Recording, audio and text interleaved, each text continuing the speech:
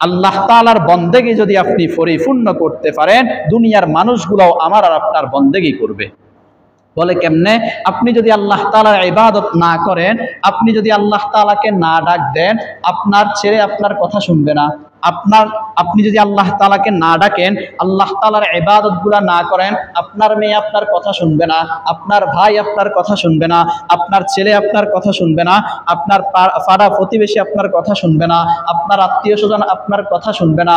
স্বয়ং আপনার সাথে যে রাতে বিছানায় ঘুমায়, আপনার একান্ত প্রিয়জন, একান্তই কাছের লোক, আপনার স্ত্রী পর্যন্ত আপনার কথা শুনবে না।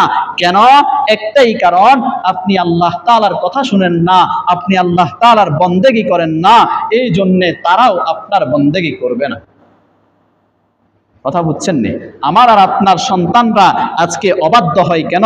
আমার স্ত্রী আপনার স্ত্রী আজকে অবাধ্য হয় কেন?